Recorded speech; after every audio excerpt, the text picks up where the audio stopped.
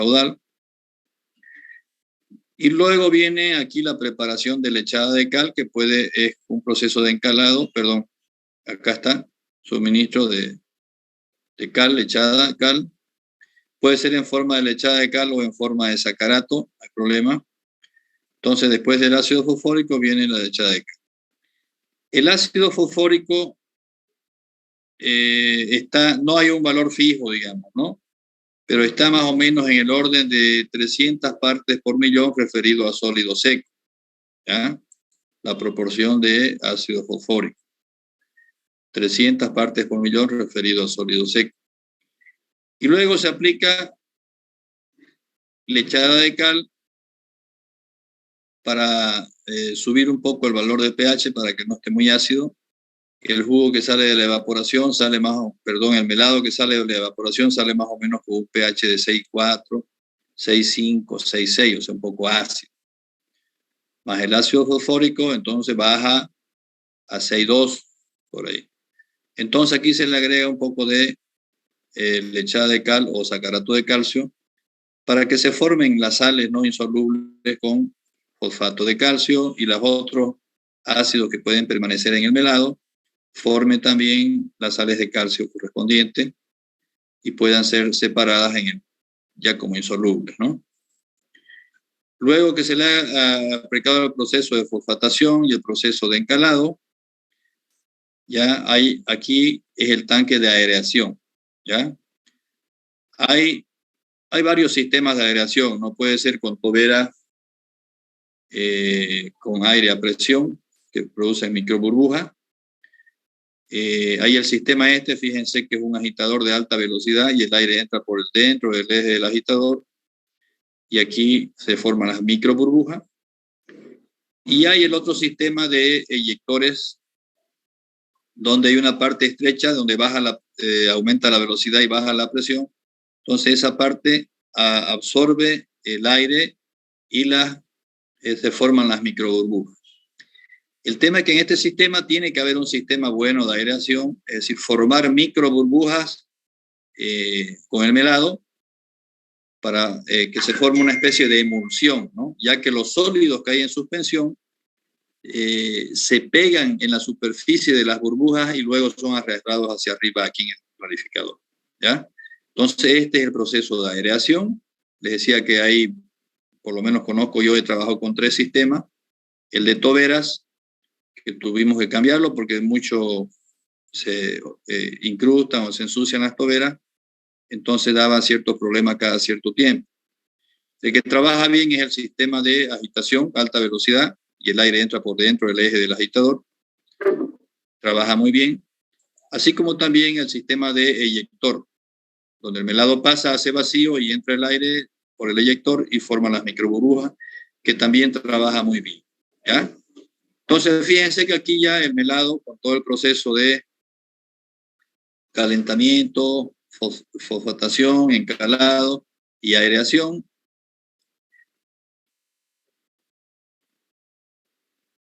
ya entra a un tanque, aquí dice aerador por cavitación. Perdón, este es el tanque de reacción nomás. A veces no es necesario directamente va aquí al aireador y luego ingresa al clarificador. En la línea que viene del tanque de aireación, del aireador al clarificador, aquí se le agrega floculante. Ya es un floculante especial parecido al que le he explicado para tratamiento de jugo, con el sistema de preparación, fíjense que es el mismo. Se lo prepara preferentemente con agua condensada, no más de 45 grados, más o menos 0,5 a 1% de solución de floculante en esa agua. Tiene que tener dos horas desde la preparación hasta el uso, por eso es que hay 2 tanques, uno de preparación y el otro de bombeo, ¿no? Y de aquí se dosifica el floculante. Más o menos entre 10 a 20 partes por millón, hay que hacer pruebas para ver la cantidad correcta, en base a sólido seco también, ¿ya? De floculante, el uso de floculante. De 10 a 20 partes por millón referido a sólido seco, de melado, ¿no? Y aquí en la parte, en la preparación, en el tanque de aireación,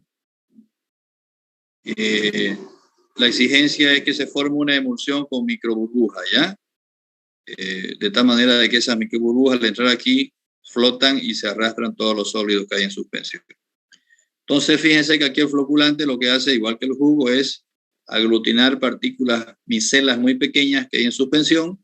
El floculante las aglutina y luego se pegan esos pequeños flóculos en las burbujas y son arrastrados hacia arriba, ¿ya? Entonces, aquí el clarificador por flotación, a diferencia del de decantación, que los sólidos van para abajo, aquí entra el melado ya emulsionado, y las burbujas de aire, por supuesto, tratan de irse para arriba y con ellas arrastran todos los sólidos que hay en suspensión que ya están floculados.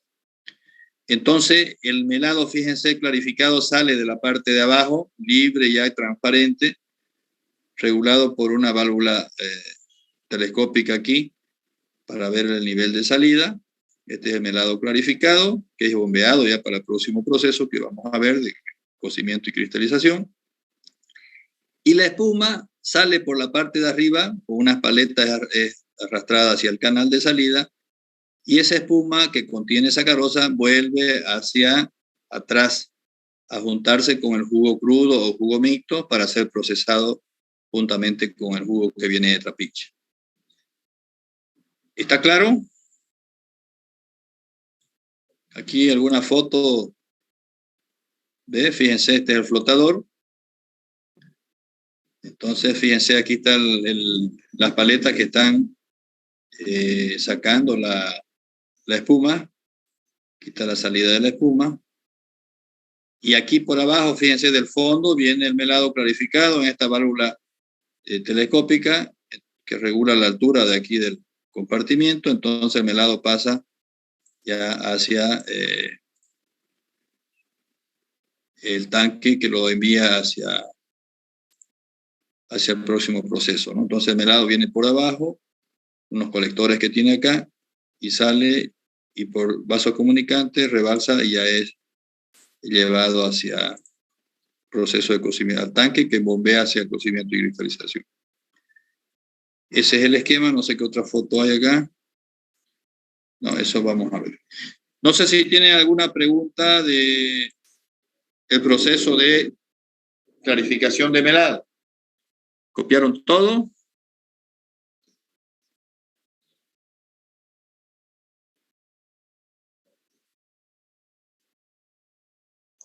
Sí, ingeniero.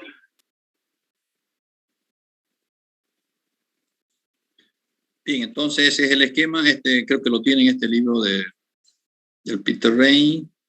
De ahí es este esquema.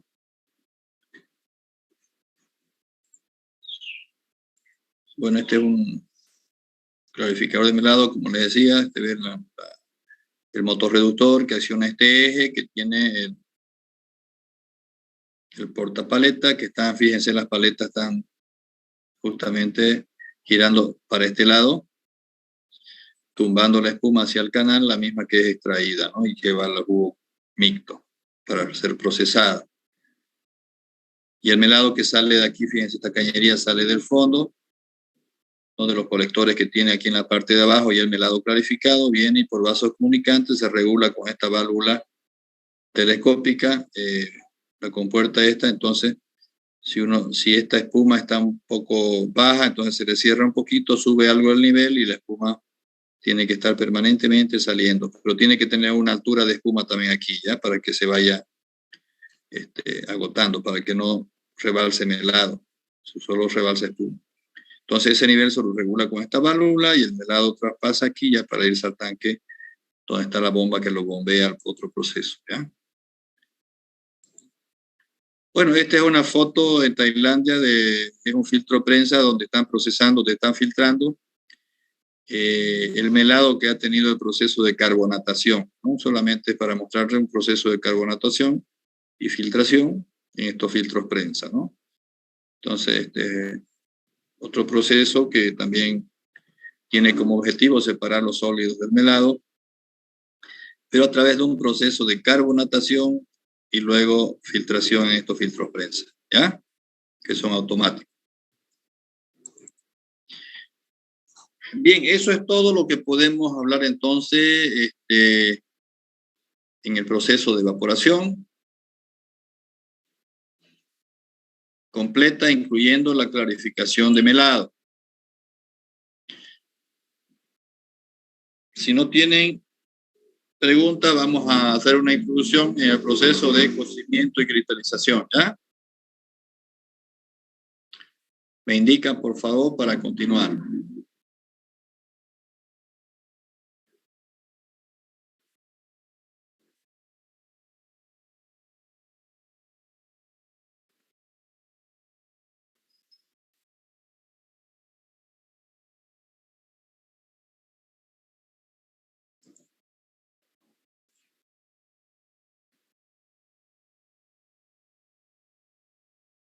La parte teórica del proceso de cocimiento y cristalización, ¿eh? Entonces recuerden que tenemos el melado con 64 Brix y si tenemos clarificación de melado ya lo tenemos el melado clarificado. El melado es una solución insaturada, ya que con la pureza del melado el punto de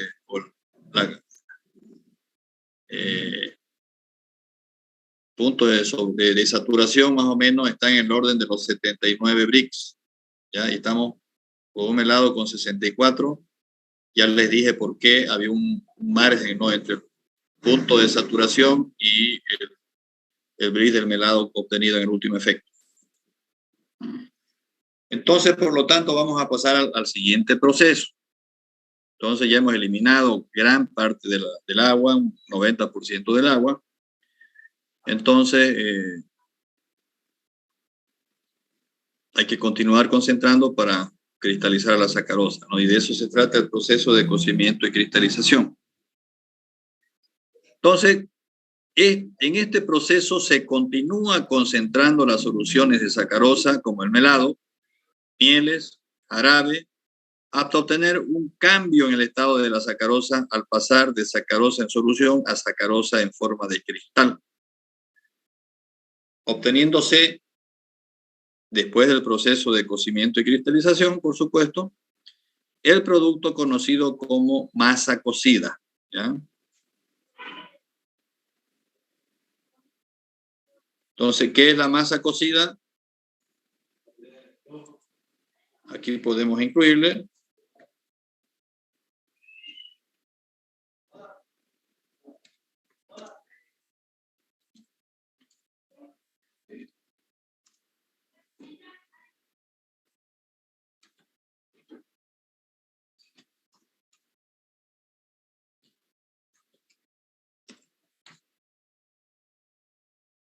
mezcla de cristales de sacarosa y se le llama miel madre. Es lo que queda en la fase líquida, ¿no? Esa es la masa cocida.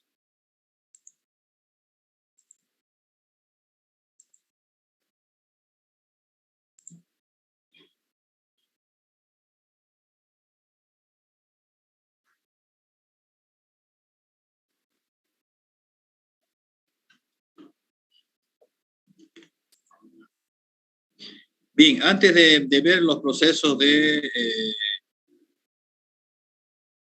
cristalización en los equipos o de conocer los equipos, en esta clase vamos a ver los siguientes conceptos, ya estas dos láminas que contienen los siguientes conceptos. ¿Ya? ¿Qué es una solución saturada? Perdón, insaturada. ¿Qué es una solución saturada? ¿Qué es una solución sobresaturada? ¿Qué es el índice de sobresaturación? Y las tres fases de sobresaturación que existen. ¿Ya? Entonces, conociendo estas definiciones teóricas, van a poder comprender mejor el proceso de cocimiento y cristalización. Entonces, a ver, vamos a describir qué es una solución insaturada, que ustedes la deben conocer porque han llevado Química 100.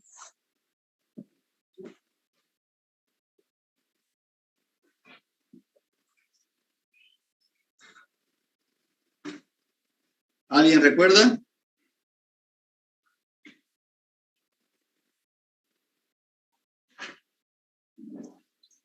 ¿Cuál es la pregunta ahí? Disculpe. ¿Qué es una solución insaturada?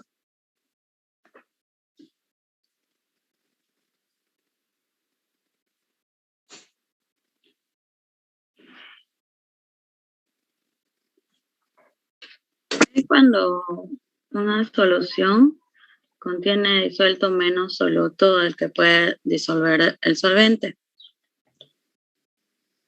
Correcto. A determinada temperatura, ¿no? Sí. ¿Copiaron? Lo que no sabían. ¿Está correcta la definición? Entonces, una solución insaturada es aquella que puede disolver más soluto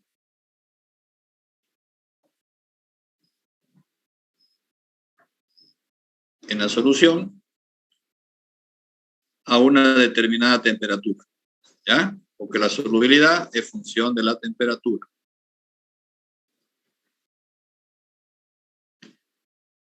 ¿Alguien sabe qué es una solución saturada?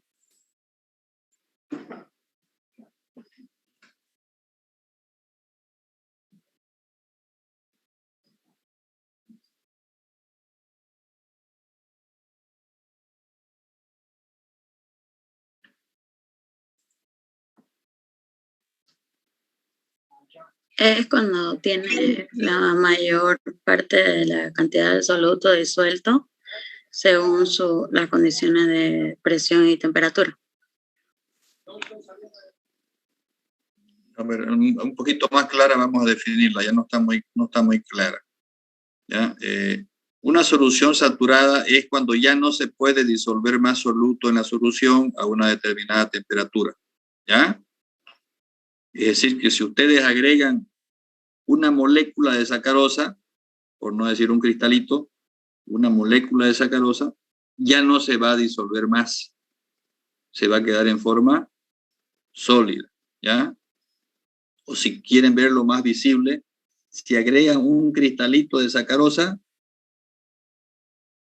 no se va a disolver porque ya está saturada. Ya ahí hay un equilibrio dinámico. De ese cristal que le han agregado ya no se disolvió porque está saturada la solución. Entonces, si una molécula sale del cristal y pasa a la solución, va a haber una molécula de sacarosa que va a ir de la solución y se va a depositar en el cristal, ¿ya? A cierta temperatura constante.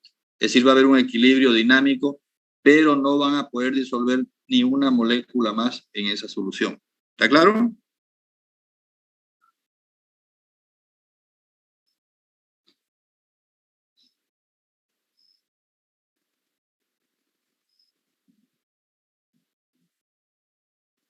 ¿Se comprendió? Sí. Entonces, la solución insaturada es cuando todavía pueden disolver un soluto en una solución a una determinada temperatura, y la solución saturada es cuando ya no pueden disolver ni una molécula más del soluto en la solución a una determinada temperatura también. ¿Ya? Ahora, si alguien puede definir una solución sobresaturada.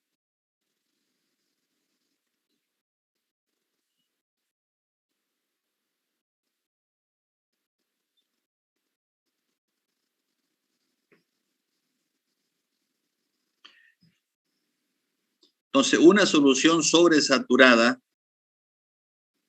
es aquella que contiene más soluto disuelto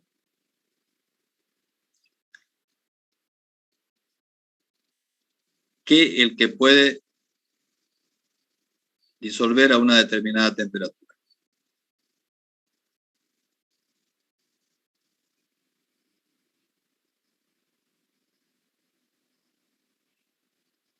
¿Está claro? Entonces, esta solución sobresaturada es una solución inestable. Ya cualquier rato se rompe esa inestabilidad y ya vamos a ver después qué es lo que pasa. ¿Ya? Entonces, la solución sobresaturada es la que contiene disuelto soluto,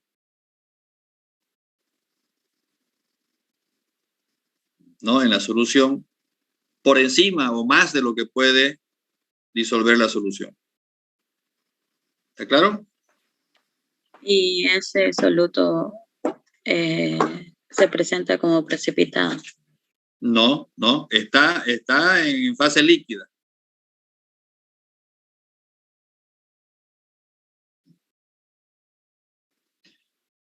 Ahorita vamos a ver cómo pueden obtener una solución sobresaturada, ¿ya?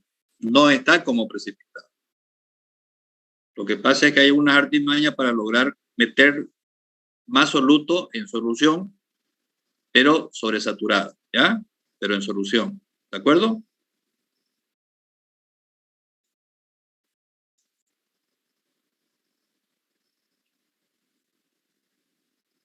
A ver, con este ejemplo final va a entender esa parte, ¿ya? Pero el concepto de la solución sobresaturada es una solución que está conteniendo una mayor cantidad de soluto del que puede a una determinada temperatura. ¿Listo? En solución, ¿no? Estamos hablando de solución.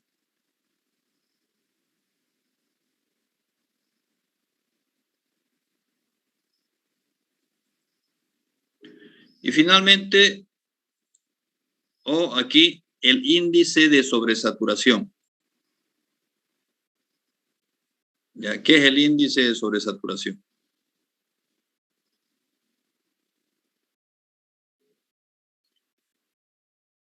Son los gramos de soluto disuelto dividido entre los gramos de soluto disuelto en la solución saturada a cierta temperatura, ¿no?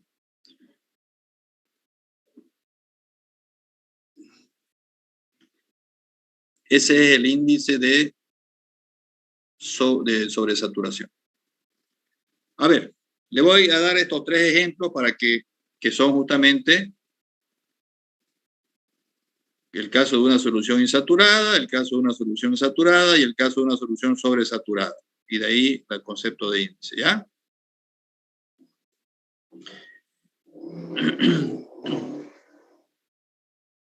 A ver, supongamos que aquí en este vaso precipitado, le estoy dando un ejemplo hipotético, ¿ya? En este vaso de precipitado tenemos agua, 1 litro de agua. Y aquí le agregamos, o sea, a cierta temperatura, pónganle a 20 grados centígrados, esta solución se satura agregando 800 gramos al litro, ¿ya? Entonces, si nosotros al litro de agua a 20 grados centígrados le agregamos 800 gramos de esta sustancia, sea sal, sea azúcar, lo que sea, se satura agregando 800 gramos, llega al punto de saturación. Entonces, en el primer ejemplo, ¿qué pasa si le agregamos 600 gramos a este litro de agua? Vamos a tener 600 gramos en la solución. Por lo tanto, va a ser una solución insaturada, ¿no es cierto? Entonces, si aplicamos el concepto de índice de sobresaturación, gramos de soluto disuelto, que serían 600, entre gramos de soluto disuelto en una solución saturada, que son 800, ¿no? Por lo tanto, vamos a tener un índice de sobresaturación de 0,75, o sea, 600 entre 800, ¿no es cierto?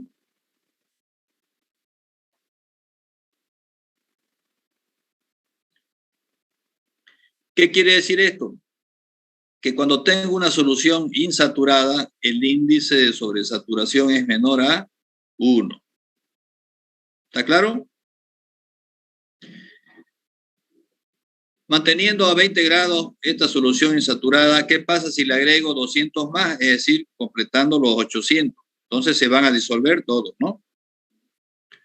Se van a disolver todo el soluto y va a quedar la solución saturada. Entonces, el índice de sobresaturación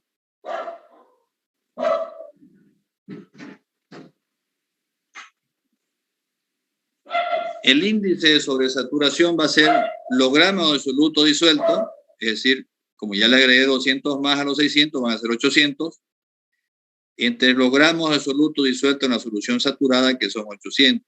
Es decir, vamos a tener 800 sobre 800, que es el punto 2. Por lo tanto, el índice de sobresaturación en una solución saturada va a ser igual a 1, ¿no es cierto?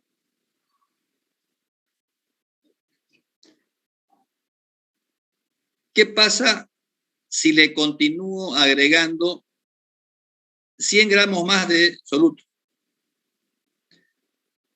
Indudablemente, como la solución está saturada, esos 100 gramos se van a venir en forma de sólido al fondo, ¿no es cierto? ¿Está claro?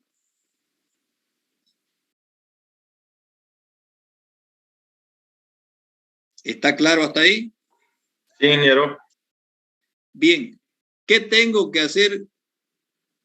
Porque hasta ahora, si yo tengo aquí la solución saturada con 800 gramos y le agrego 100 gramos más y esos 100 gramos se me vienen al fondo en un equilibrio dinámico, lo que tengo es una solución saturada y un sólido en el fondo, nada más, ¿no es cierto?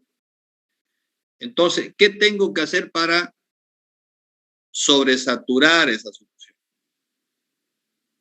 Hay dos formas de obtener solución sobresaturada, ¿ya? Hay dos formas de obtener una solución sobresaturada. La primera es por evaporación y la segunda es por calentamiento y luego por enfriamiento. Me explico. ¿Qué pasa si esto aparte del ejemplo, yo parto aquí de una solución insaturada, ya, los 600 gramos en el litro es una solución insaturada, ¿no? Si tuviera 800 ya estuviera saturada. Pero parto de aquí, de este litro en un vaso precipitado de vidrio, 600 gramos en un litro es una solución insaturada. Entonces, le pongo aquí un mechero o una llama y lo voy calentando hasta que hierve. Entonces, al ebullir va perdiendo moléculas de agua y va a ir bajando el nivel.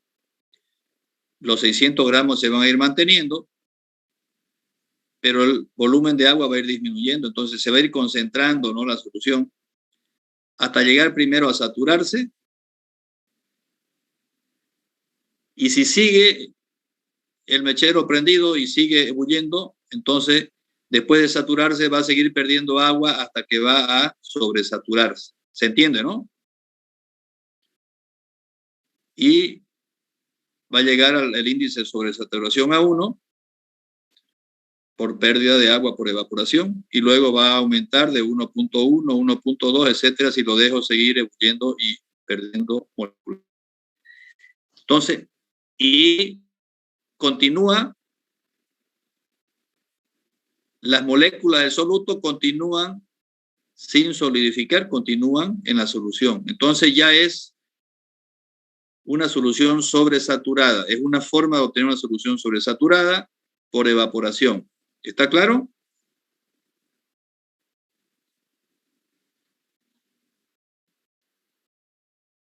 Me dicen si está claro para pasar al otro ejemplo de cómo obtener una solución sobresaturada.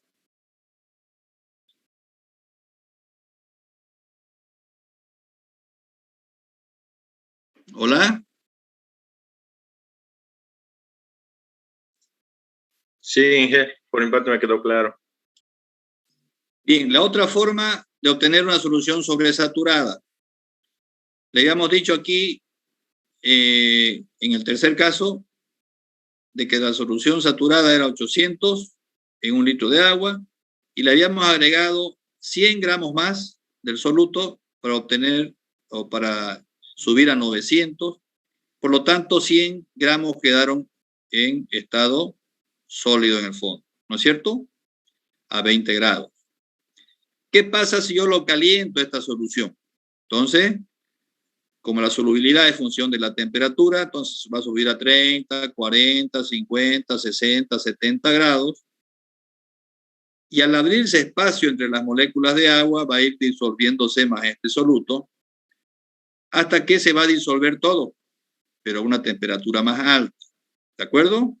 Entonces va a quedar una solución, cuando se disuelva todo, va a quedar una solución saturada, pero a, qué sé yo, 60, 70 grados. Entonces, si la enfrío nuevamente a 20 grados esa solución que estaba a 70 saturada, porque todo se disolvió, si lo enfrío nuevamente a 20 grados voy a seguir teniendo una solución, pero ya va a ser una solución sobresaturada, que va a contener los 100 gramos que no lo aceptaba al comienzo, a temperatura de 20, y que lo calenté y lo disolvió, luego lo enfrié y se mantuvo ya en solución. ¿Está claro? ¿Cómo obtengo de una segunda forma una solución sobresaturada?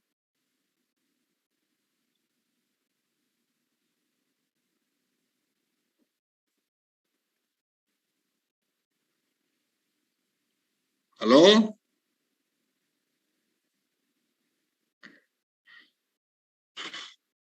Solo una persona responde, pareciera que hay una sola persona en clase.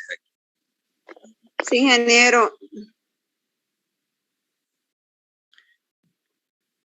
Bien. Las dos formas de obtener una solución sobresaturada, las dos formas van a ser aplicadas en estas dos próximas clases. Por eso quiero que esté bien claro. ¿Ya? Bien, entonces de esta forma obtengo los 900 gramos en el litro sin tener nada de sólido, todo disuelto, pero una solución sobresaturada con 100 gramos por encima de lo que puede disolver. ¿Listo? Por lo tanto, el índice de sobresaturación va a ser los gramos de soluto disuelto, que son 900, entre los gramos de soluto disuelto en una solución saturada, que son 800. Por lo tanto, este valor del índice va a ser mayor a 1, 1.125. ¿Listo?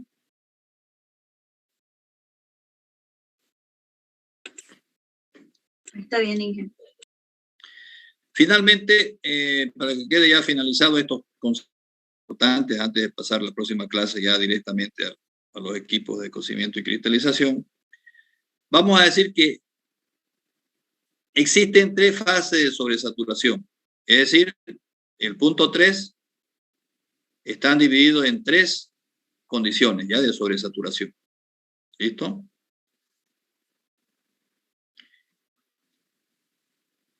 La primera, que va entre 1, es decir, desde el punto de saturación, hasta 1.25,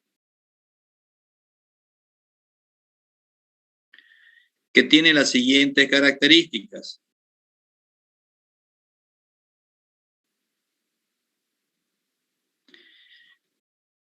Esta solución sobresaturada con ese rango del índice de sobresaturación de 1 a 1.25 tiene la siguiente característica. Si ustedes le agregan un cristal,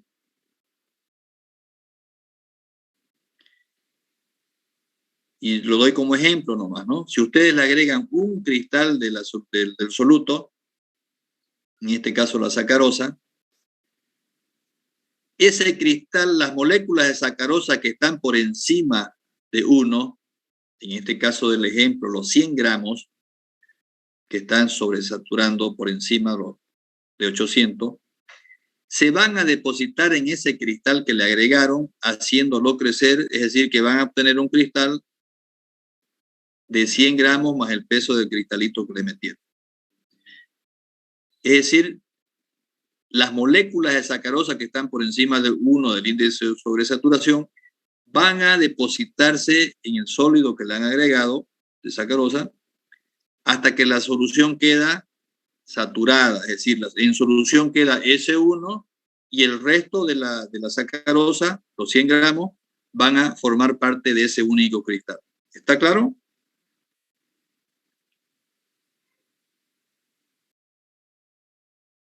Sí, ingeniero, clarísimo. Sí, ingeniero. Bien, la segunda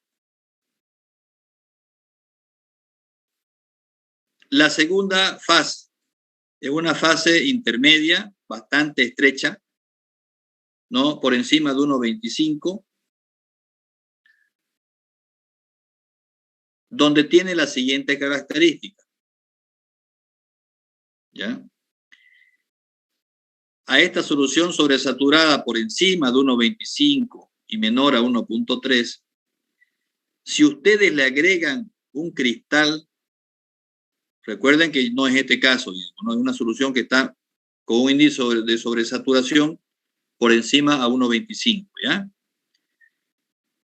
Entonces, en esas condiciones del índice de sobresaturación por encima de 1.25, en esa zona intermedia, si ustedes le agregan un cristal, un pequeño cristal de ese soluto, en este caso la sacarosa, se van a formar espontáneamente muchos cristales, muchos núcleos pequeñitos, inicialmente invisibles, y luego van a ir. Entonces, y no solamente que va a crecer el cristal que le agregaron, sino que van a formarse otros, y cuando baje el índice de sobresaturación de 1.28, qué sé yo, y cuando llegue a 1.25, se van a dejar de formar cristales y van a empezar a crecer los cristales que se formaron, más el cristal que le agregaron. ¿Está claro? Entonces, en ese rango de 1.25 a 1, por dar un valor, 1.28, 1.3, una zona muy estrecha, se van a formar espontáneamente otros cristales. Luego, al formarse otros cristales, baja el índice de sobresaturación y cuando llega a 1.25, dejan de formarse otros cristales y crecen los cristales que se formaron. ¿Está claro?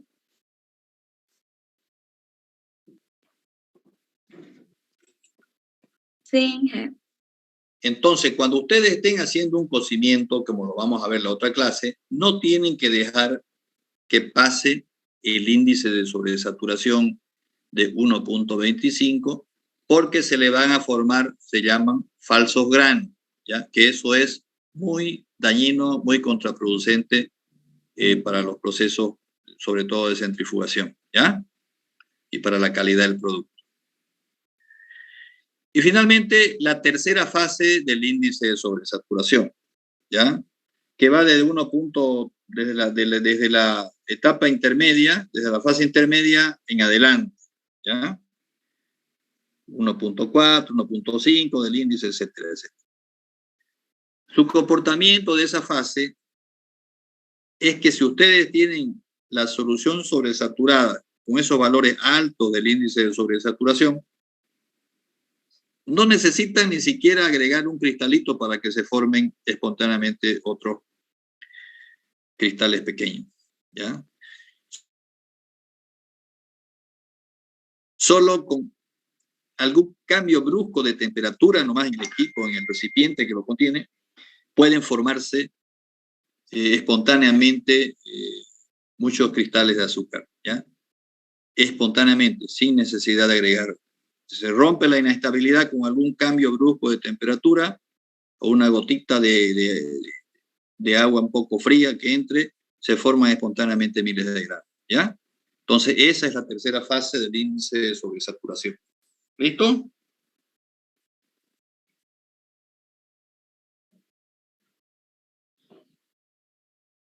¿Está claro? Sí, ingeniero. Bien, ahí vamos a quedar por ahora. No quiero, en la otra clase vamos a hacer todo el proceso de cocimiento y cristalización.